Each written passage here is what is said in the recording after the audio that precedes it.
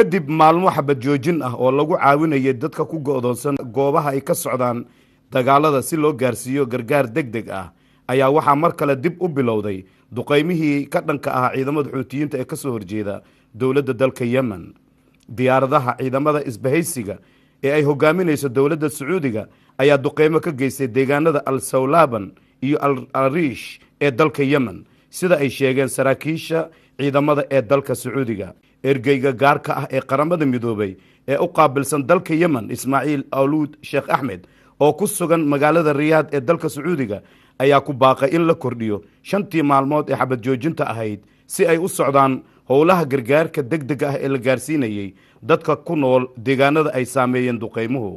xogayaha arrimaha dibadda ee dalka maraykanka john kerry ayaa isagoo oo ku sugan magaalada Seoul ee xarunta kuuriyada koonfureed ayuu sheegay in dowladda dalka maraykanku ay taageersan tahay fikradda ah in la sii wado xabad joojinta si gargaar loo gaarsiiyo dadka ku dhibaataysan goobaha uu dagaalku ka socdo, balse wuxuu sheegay in ay taasi adag tahay marka loo fiiriyo xaaladda hadda ay jirto.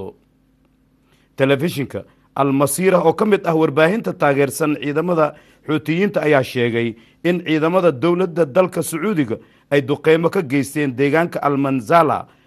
ee ku yaal magaalada aldaliih oo ka mid ah deegaanada ku yaal xuduudda wadamada yemen iyo sacuudiga. magaalada riyaad ee dalka sacuudiga ayaa waxaa ka socda kulan ay yeelanayaan xisbiyada siyaasadda dalka yemen ee uu ka dhexeeyo khilaafka siyaasadeed ee iminka ka taagan gudaha wadanka yemen. madaxweynaha xuutiyiinta ku eedeeyey inay soo abaabuleen barnaamij gaar ah oo ay doonayeen in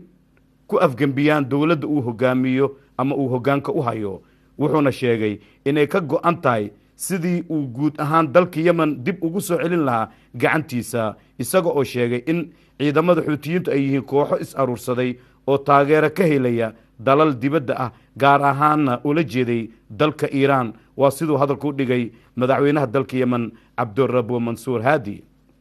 dhanka kalena wararkii ugu dambeeyey ee laga helaya dalka yemen ayaa sheegaya in magaalada tacis uu dagaal